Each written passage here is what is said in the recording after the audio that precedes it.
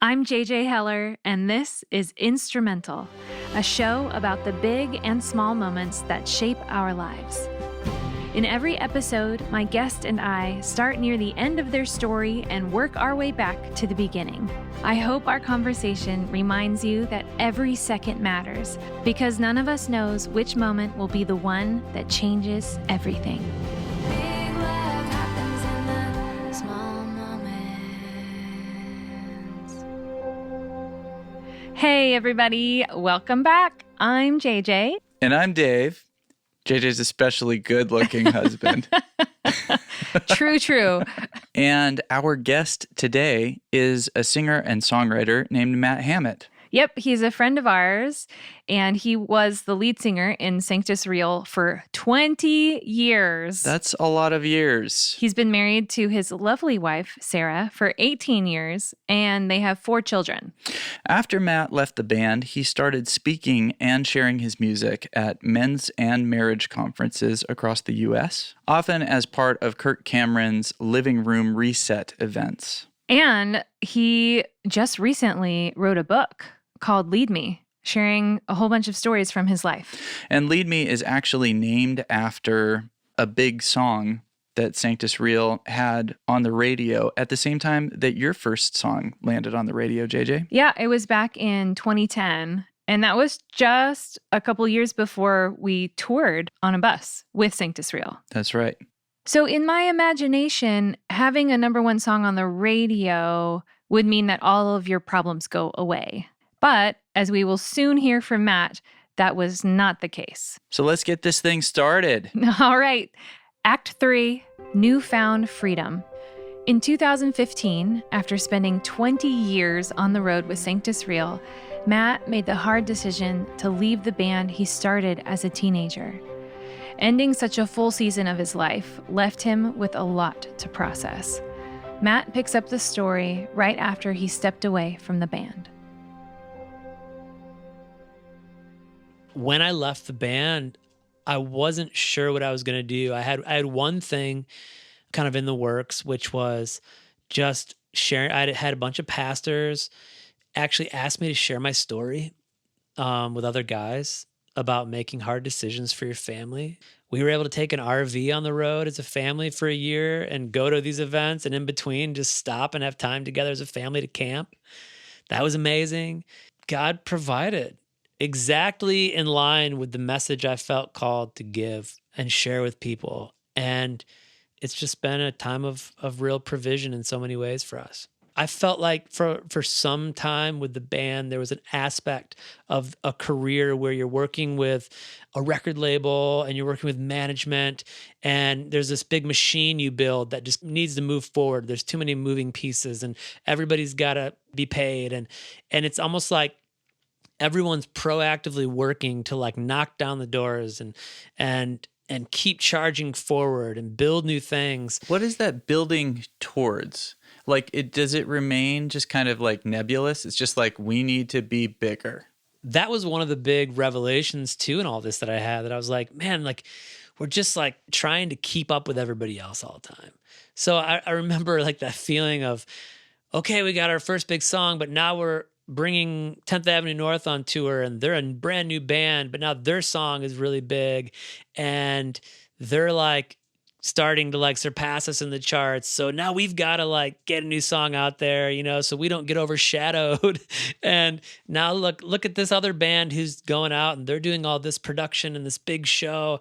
And if we want to survive in the marketplace, guess what? We've got to take that money we earned for bonuses last year, and now we've got to put it now into new production. So our show is bigger. So it was like, at some point, it was just like never ending.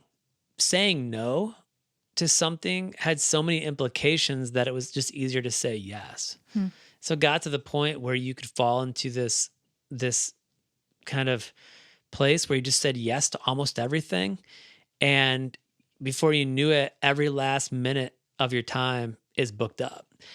And then somebody calls and says, hey, would you consider coming to do this event or this ministry thing? And like, and your heart is like, oh my gosh, I want to do that so bad. It's maybe not the thing that pays the most or, you know, is in front of the biggest crowd, but you just like feel this this desire, like that's something I want to be a part of. And then you're like, oh, I can't because I'm booked up for the next 2 years. And then same with family, right? Like, well, everybody else needs for us to do this, so I've got to go along with it and do it because you can't do it without me.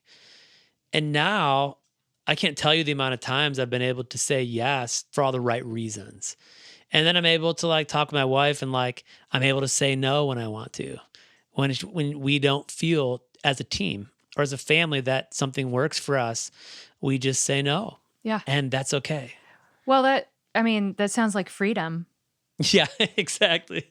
Yeah, it sounds like the way things should be, right? Along with that freedom came more time to reflect on his life, and Matt eventually put all those thoughts into his new book titled Lead Me. Going through all those old stories, and not just with me, but with Sarah, right? To make sure like, hey, are we getting this right? I actually ended up putting Sarah's voice in there a little bit. She pops up here and there to kind of say, hey, well, this is how I saw it, you know? And that's been really valuable for us to go through, but it's led to hard conversations. I think the coming to terms with who I desire to be versus who I really am. I think that's one of the big questions that Lead Me presents, and to be confronted with the things in your life that really need to change, that shouldn't wait any longer. I shared a lot of that with extreme vulnerability, almost to the point where it was like, man, I don't know if I want to write this vulnerably, but I let myself keep those places I thought about taking out. And that a lot of that was Sarah just saying, hey, if you're going to do this, tell the whole truth and paint the picture so that people know that they're not alone in these struggles. And we laid it all out there. And the reason we did that is because I truly believe that the way we reach people is not through touting our successes or our victories, or showing everybody our highlight reel, even though that's fun to look at sometimes. The way we really reach people is showing them the worst of who we've been and who we are, in order to say, hey, if there's hope for me in Christ, then there's certainly hope for you too. One of the stories, like I just wasn't sure if I wanted to share, and there was Sarah and I's relationship was strained. And at that time, someone came into our lives who I thought was like a godsend to us. And I was like, oh man, they were helping us with our business, and they were like just so like loving. And this person was older than me, and it was a woman who I just felt very safe with. At the time, Sarah said, hey, there's a problem here. I can sense it. I can feel it. Something's not right. And what happened over the course of several months was basically I became codependent on this person emotionally. I didn't have a desire to be like romantic or like have an affair with this person, but I would go to this person to speak to all the things that I needed to hear. When Sarah was manifesting her grief as anger, this person was just, oh man, God's blessed you and you're amazing and blah, blah, blah, blah. All the wind in my sails that I felt so depleted and so empty, and I was so depressed. Running to that false fulfillment of something that is not going to fix your problem, but like at that time I thought maybe it would.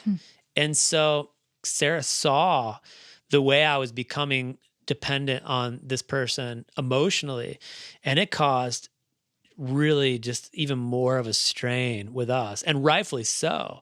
Even though she's older, even though there's not the physical element of attraction, it's like you don't need to be emotionally connected to another woman. And at the time, it actually kind of made me angry because like I was telling myself like this is a positive thing for us, partly because, well, they're part of our business, they're helping us and all this. And so I had every justification in the world, but underneath it all, like I knew like it was unhealthy. And I realized that I'm really careful to use the word affair because that seems to convey a lot of things that didn't happen. But yet you can have a career affair where you're giving a piece of your time and attention and yourself to your career in a way that's unhealthy for your family. Or, you can have a financial affair where, material things and possessions you're giving your heart and your desires and your emotions more to those things. You can even have a family affair where you're still so attached to your mother that, you're running to your mom all day long to tell her all your problems and spout off about your spouse. And you have this unhealthy dependency on family. And that way, emotionally, I realized I was poking a hole in the lining of this well of cherishing love that was meant only for Sarah. It's just kind of like you're slow leaking this connection that was only meant for her in this other place, leaving more of that well drained and giving me less to give to her. Yeah. And so that was hard to share, for all kinds of reasons. It's embarrassing to say that, and it's hard to navigate because it's complicated. It's not just like easy to explain. But I think it was important because what it ultimately leads us to is boundaries. I just never really was taught boundaries, like just relationally, emotionally. Businesses have HR departments. But like when you're in a band, everybody just kind of lives in a bus together. If you have a problem with somebody or whatever, like you're just left to work it all out on your own. Like I was such a yes man, right? For so long, I just didn't know that I was supposed to say no. I didn't know that there were unsafe people in the world. I hate to say that, but I didn't. I wanted to believe the best in everybody. Henry Cloud has a book called Boundaries that I'd never even heard of before then. And I think reading the book Boundaries really did help me define where I end as a person and where another person begins. This is who I am, and I'm going to say no. And then living with the tension. Somebody else might pout. Somebody else might make you feel bad for the boundary that you've drawn, and learning to live with that tension is the next part that is probably even harder than drawing the boundary itself. Last year, in 2019, Matt's 8-year-old son required a risky but necessary operation. The experience led Matt to view his family through a completely new lens. Lead Me, the book, finally came out after like 3 years of working hard to finish writing it. And in the midst of all this, last July, Sarah and I went through a third open heart surgery with Bowen. So he was right before he turned 9, July 31st of 2019. That was a really difficult time for us, partly because the first 2 surgeries he had, he was just a baby.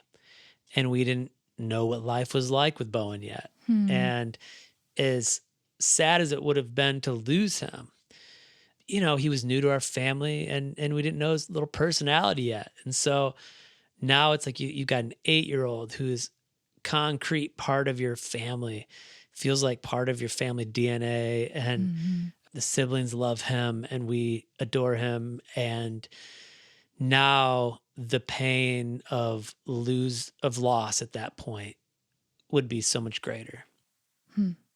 So we decided to start filming some of our life together leading up to the surgery.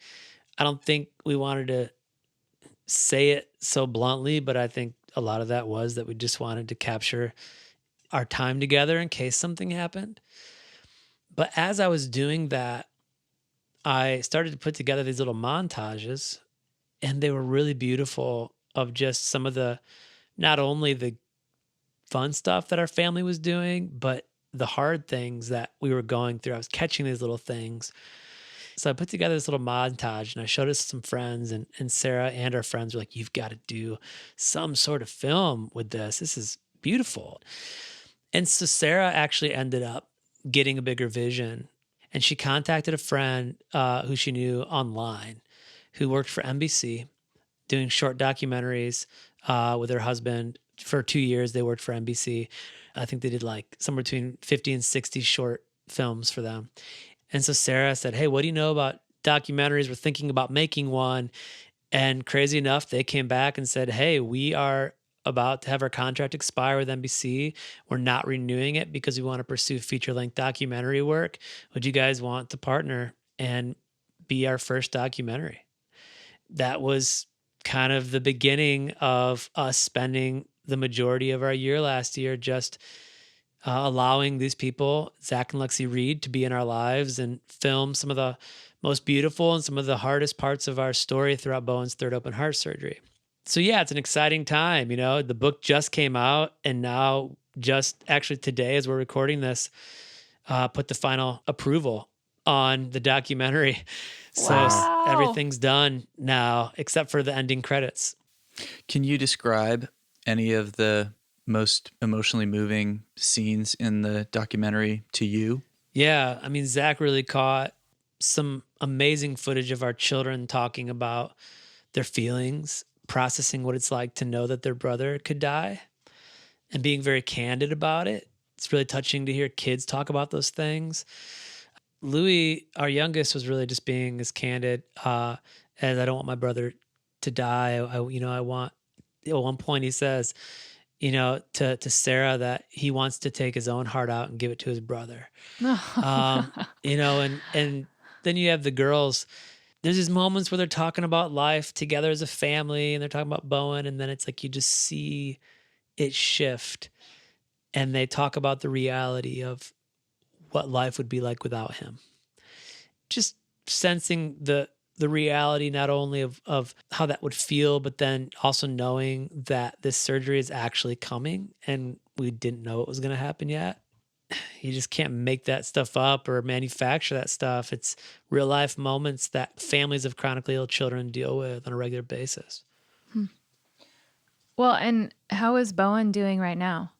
So Bowen made it through the surgery very well, and he's recovered and he's loving life. Does he have to take some sort of like special medication for blood thinning or something like that? Honestly, we have been so blessed because all he has to take is aspirin, which is unbelievable. There's so many kids we know in a situation who have to take different drugs and medications to help.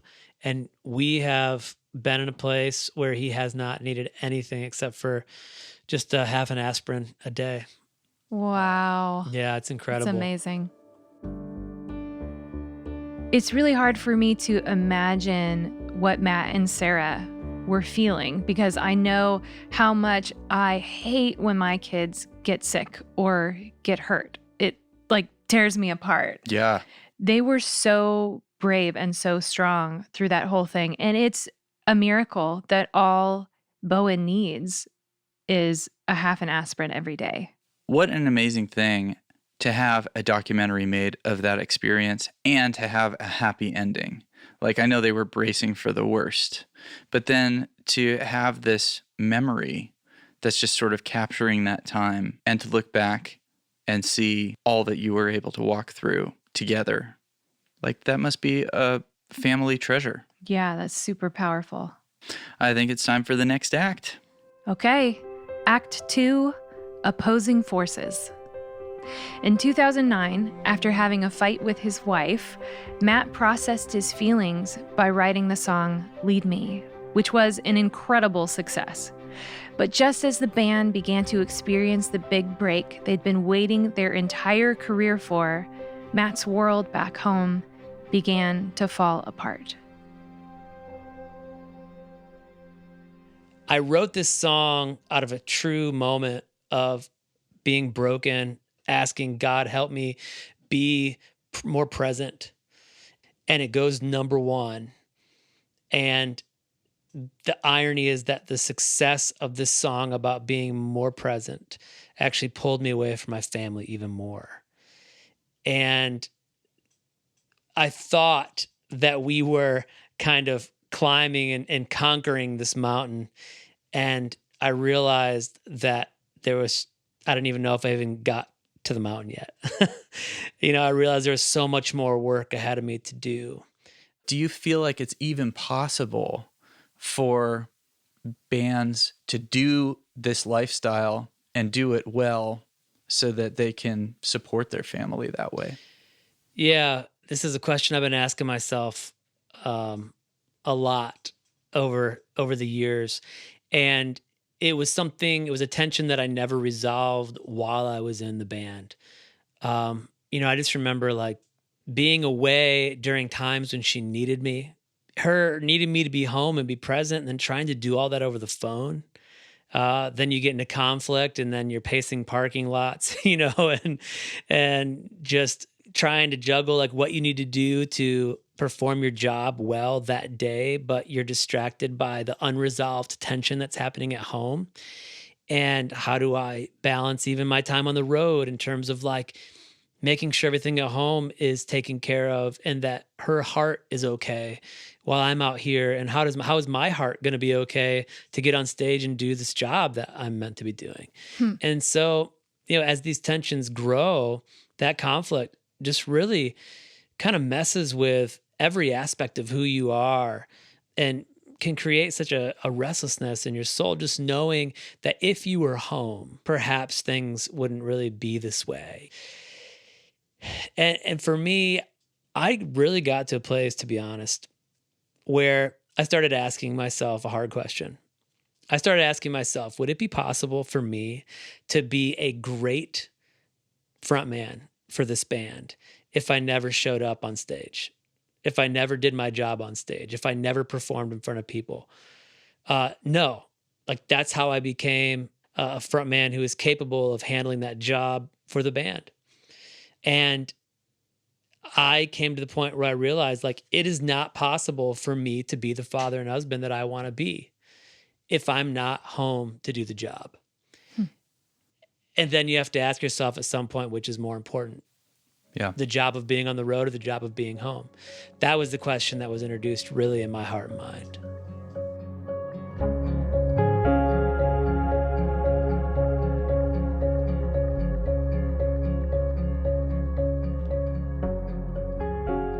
Was it ever hard to perform that song?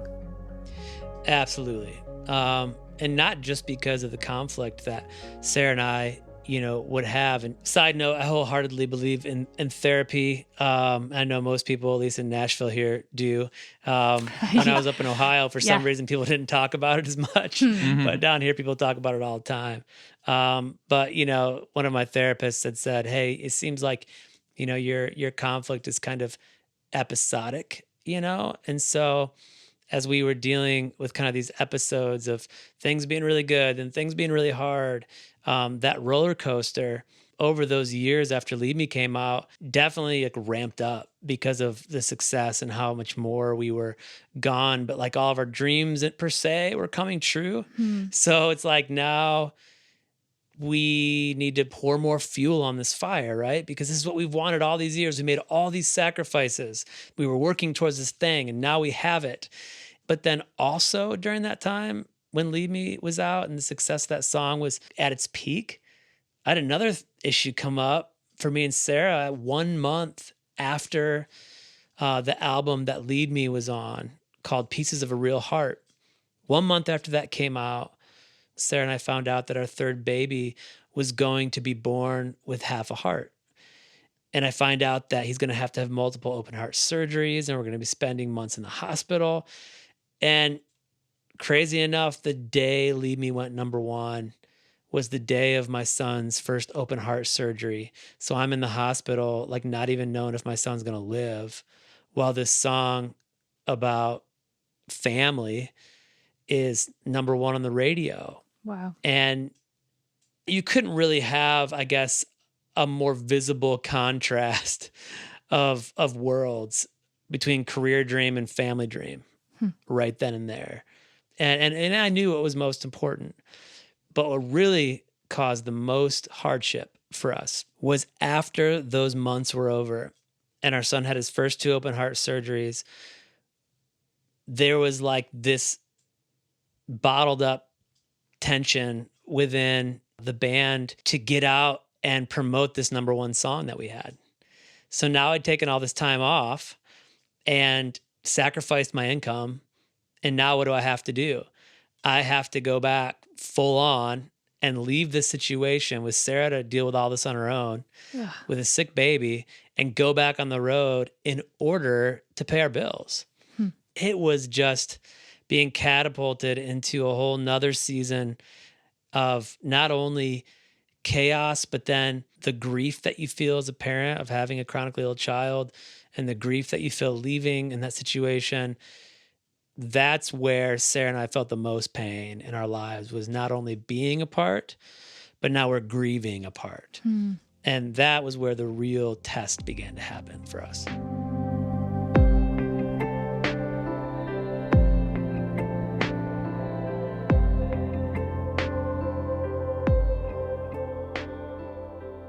I think I was putting my feelings on the shelf to get through what I needed to do for my job.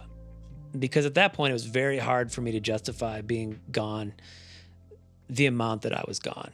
And I'm purposely trying to distance myself from it so I can just kind of survive and move forward. And Sarah was very much invested in the grieving process, very much wanting to talk about it. So her digging very deep into that process. And Sarah would admit when she feels stress or grief, it kind of manifests itself as anger for her. And on top of it, she is angry at the fact that I'm ignoring my grief. And, how can you just move forward and not talk about this or not address this hard issue in your life? And, I'm just like, man, I just got to survive. And so then I'm not engaging her in the way that she needs to be engaged, because now I'm almost resenting the fact that I'm out here having to provide. I have to be gone. I want to be home. And now I feel like she's angry with me. And I'm even more angry because now it's like, I can't push it aside. Even though that's not healthy, it's like, you're forcing me to deal with this, right? At a time when Matt and Sarah were finally beginning to recover from Bowen's surgery, they encountered another unexpected trauma. This story begins with Sarah and the kids joining the band on the road while Bowen was being cared for back home. Our girls, had been through so much because Sarah and I had been in the hospital before that. Then I'm gone while mom is so stressed out, taking care of this newborn who's just had 2 open heart surgeries. And so it was a day for us to try to get the girls out and go to a theme park with us. And spent the day just having a blast as a family. To be really honest with you, the day felt really healing to us. It was really beautiful. And in that moment, I think I remember feeling so hopeful just by the time we had together as a family. That night, we get back in the bus. We're driving the Pennsylvania Turnpike to head back to Ohio. And somewhere along the way, Sarah is actually sleeping in the back with the girls. I was in my bunk, and she heard a pop behind her head. And next thing she knew, there were literally flames coming up around the windows on either side of the lounge. And the engine just kind of went out right away. What we were told later was that it was the battery exploding in the engine bay. And Sarah's just opens the door and is running through the aisle just saying, hey, there's a fire. Matt, get up, help me. There's smoke coming in. And she's trying to get me to basically carry our youngest daughter out. And she then took our oldest daughter, Emmy, who wouldn't wake up, and was basically trying to drag her through the aisle while everybody else was coming out of the bunks. Oh my gosh. Wait, and was the bus moving while the fire? The bus was moving while the fire started. Yeah. And so basically our driver had to do her best to navigate with the flames coming. She had to try to get it off to the side of the road, and it almost stalled out to where the door couldn't open against the guardrail. And so we, by the grace of God, got, the bus into a place where we were barely able to open the door. Everybody got out, and we just, on the side of the Pennsylvania Turnpike, watched our home on the road burn to the ground with all of our stuff in it. At that time, most of us didn't know that diesel doesn't explode. I know that now, but so we probably could have salvaged some more of our personal things, but we just wanted to get the kids as far away as possible. Let the laptop burn, right? Yes. Yeah, exactly. You guys know Pete, who played guitar with us back then. We always joke about him because everybody's off the bus and freaking out. And here comes Pete with his clothes on, his shoes on, his backpack on. He's like nothing happened, And everybody else is like in their jammies, and all their stuff's burning up. Wow. But yeah, it was a hard time because we were just trying to get back on our feet financially from the break that we'd had, and at that time couldn't afford another bus. And we had got such a deal on that first bus that insurance didn't even cover like a third of what a new bus would cost. Wow. It's so crazy to me because I think for the average Christian radio listener, they would think, oh, this band has a number one hit. They're probably like rolling in cash, like they're probably doing just fine. And yet it's at a time when like your whole world is kind of falling apart. Yeah, we were using, any of our money that we had as a business set aside just to pay for those months that we were off. And then even the stress that even caused, even Sarah being so close to where the fire started and the trauma of that on top of just everything we experienced in the hospital with Bowen. There were some traumatic moments in the hospital too, where one in particular where Bowen was pretty much gone after his first surgery. And we were in the room with them as they were trying to save him, and his chest was literally wide open. Oh my God. And they were pumping his heart with their fingers to keep him alive. It was, I hate to say this, and I don't usually say it this way, but it was a really bloody situation. It was terrifying. And it was a traumatic thing to be a part of as a parent, and then to have other parents who you're doing life with over those months walk out of the hospital empty-handed sometimes with their children's stuff and no kid. And it felt like kind of like a war zone, right? And so I think Sarah in particular kind of snapped in that moment, like, what the heck? Like, we just went through all of this, and now we're going to go through this. When you say in that, are you talking about the bus burning down? Yes. Yeah. Once the bus happened, I think she felt like, why, Lord, are you allowing us to go through this? Like, we just made it to what felt like the other end of such a hard season. Like, why would this happen?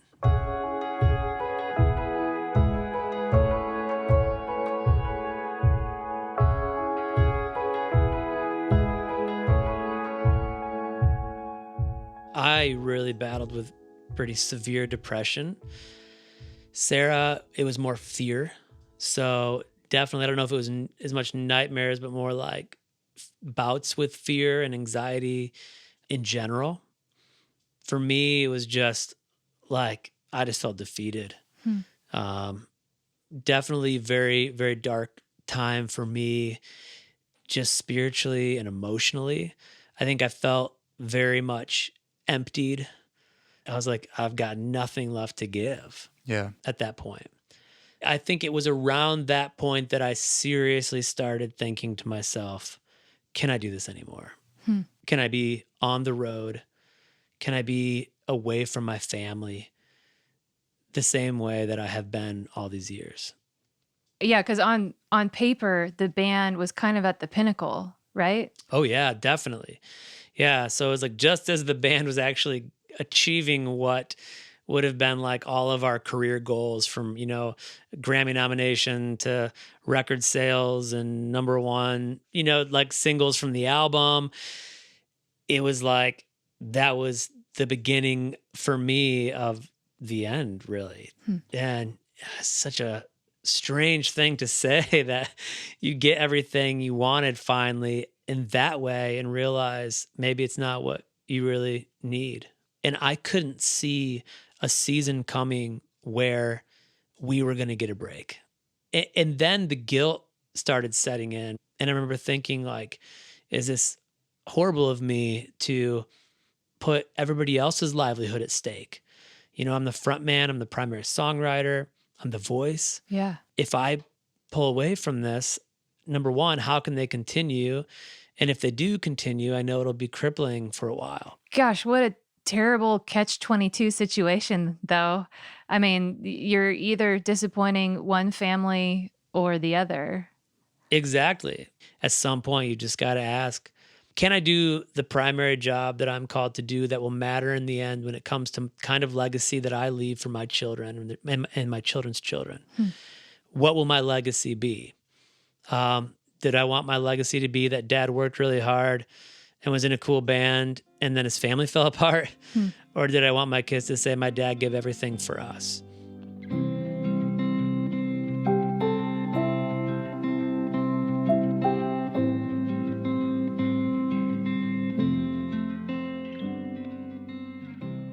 If you could go back in time and talk to young Matt, is there anything that you would tell him knowing what he had ahead? I would honestly say have more fun. I am built as the kind of person who I can get kind of, I mean, at heart, I'm an artist, and artists can get introspective, and we can always be kind of examining what's wrong with the world, what's wrong with ourselves, write songs about it and think about how to fix it. And I remember one time, funny enough, that Mac Powell from Third Day somebody told me, they said, man, Mac loved having you guys on tour, but he mentioned that you're very serious. He wishes you would have more fun. I never forgot that because I knew it was true. I was so focused on like the dream and the grind and making it and what do we got to do next? And like, I definitely could have stood to like just kind of be a little more free and just enjoy myself, maybe laugh a little more, maybe soak in some of the scenery along the way a little more than being so focused on, some of the introspective thoughts and feelings that tortured artists feel. I used to really believe that success was record sales, that success was number one singles, that it was having the biggest tour on the music market. I look at the moment when Bowen was in the hospital bed after his surgery. We didn't know if he was going to live. And we had that number one song we were looking for. And I honestly would have given it all up just for my son to be okay.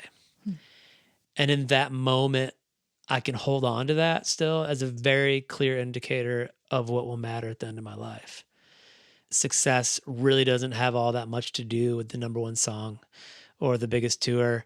Success definitely has to do with like me being present for my wife and for my kids and for the people that I love in the moments of life that define our relationships. And if I can't be there invested in those moments of life, then I'm just losing altogether. JJ, can you relate to what Matt is talking about in that scenario? I think you know very well that I can. Well, yeah, but I'm playing the host. Okay.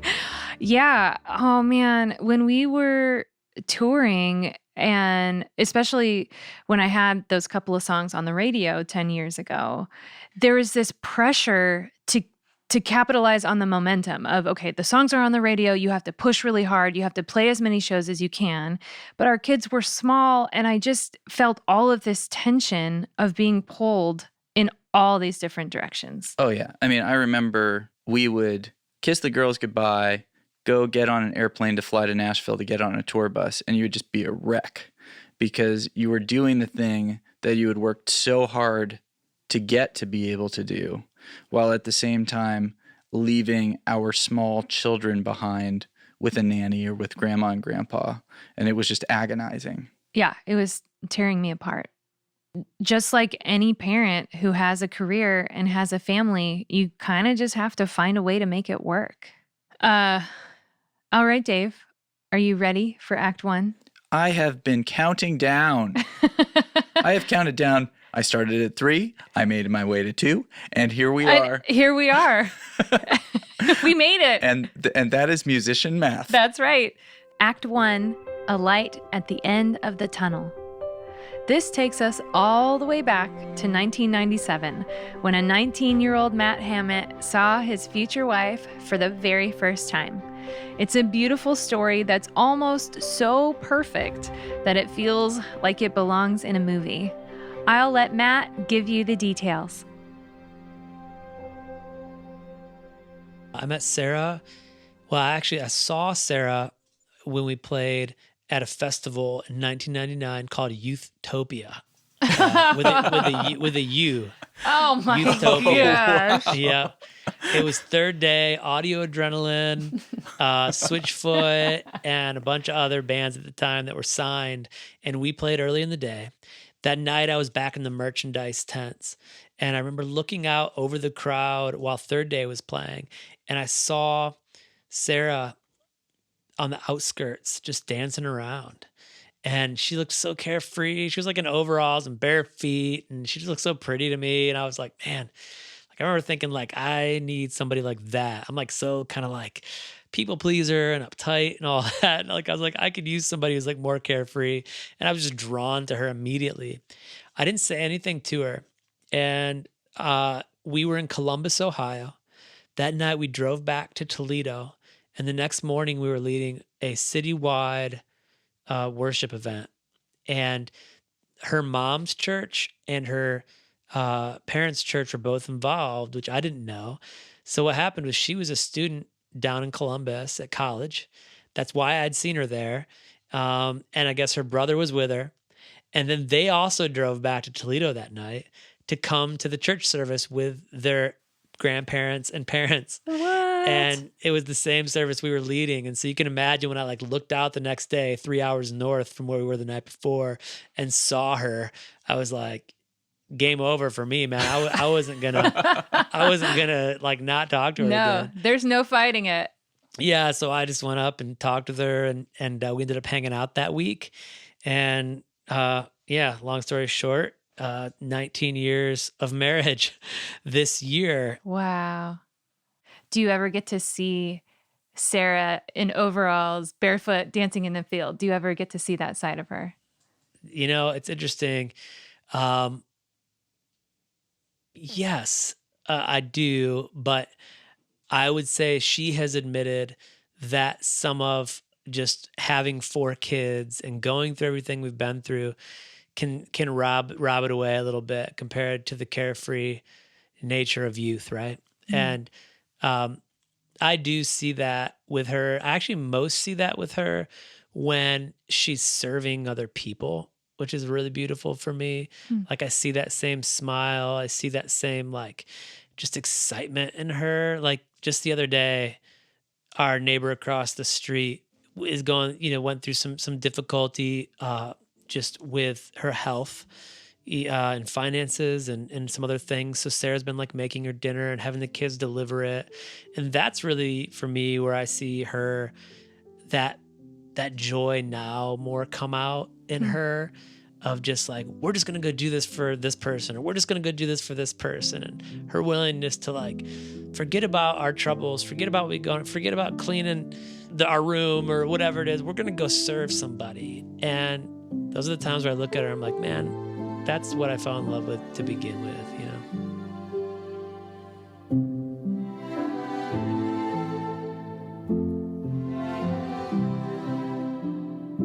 It's interesting because she was there really from the beginning of all the attention we started getting from the labels and from the bands, and it was with me when we were navigating all that. And then the same year that we signed with Sparrow Records in 2001 was the year that we got married. And so I got married and signed a record deal all in the same year.